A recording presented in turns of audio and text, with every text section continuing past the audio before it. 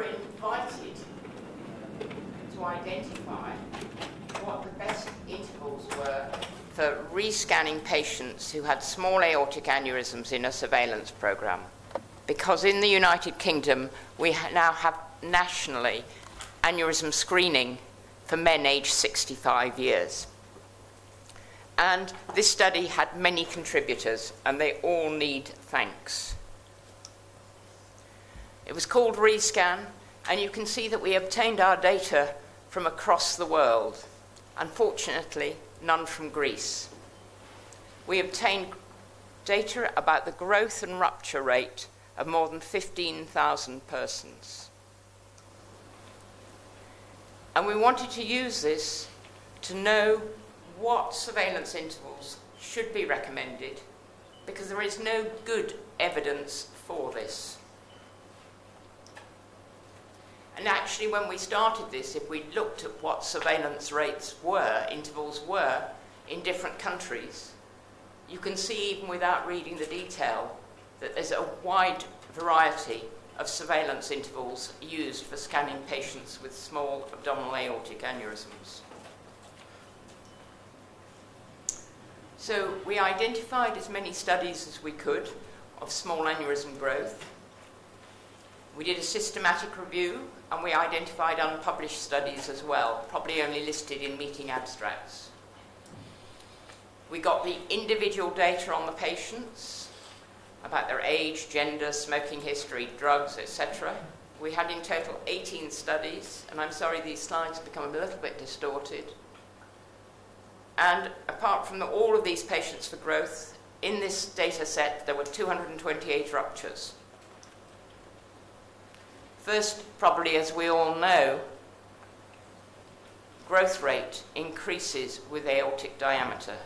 Growth on the vertical axis and baseline diameter on the horizontal axis. There was no difference between men and women. But surprisingly, there was quite a large amount of heterogeneity in the different studies, which couldn't be attributed to factors such as latitude. And even within patients, there's a great deal of heterogeneity in exactly the trajectories that their small aneurysms follow in terms of growth. There were two factors which clearly influenced growth rate, both of them rather modestly. The first was smoking, which increases growth rate by about 20%. And the second is diabetes. And in patients with diabetes, growth rate is reduced by about 25%. However, we couldn't identify any other factor, such as statins, blood pressure, hypertensive drugs, antihypertensive drugs, which had any impact on growth rate. Neither did the year of enrollment in any of the studies. As we know, the rupture rate of small aneurysms is low. And we're starting to plot things here in a format which we think is useful, with, on the vertical axis now, the time after which the probability of rupture exceeds 1%. And I'll come on to the reasons for this in a minute. And on the horizontal axis, the diameter, initial diameter of the aneurysm. And you can see that if you've got a 3 centimetre diameter aneurysm, the probability of rupture being greater than 1% doesn't occur for up to 8 years. Whereas if you've got a 5 centimetre aneurysm, the probability of rupture being greater than 1% will occur after about 18 months. There are strong factors which provoke rupture. Women have 4 times the rupture rate of men, even for matched aneurysm diameters. The rupture rate goes up with age. It doubles if you're a current smoker.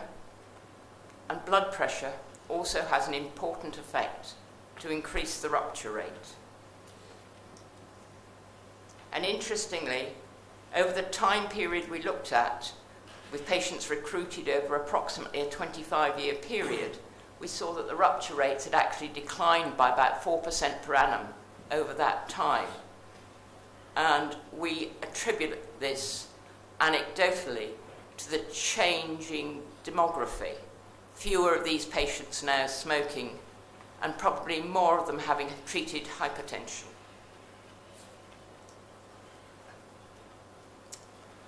Really, the surveillance intervals that we use in any screening programs have to be acceptable to patients. And it is from patient focus group work done by Matt Baum from Leicester that we determined what intervals of risk would be acceptable to patients. And patients thought it would be quite acceptable to have their next scan within a time period when the risk of expansion to greater than the 5.5 centimetre threshold was less than 10%, and when there was a less than 1% risk of aneurysm rupture. So this is patient-driven.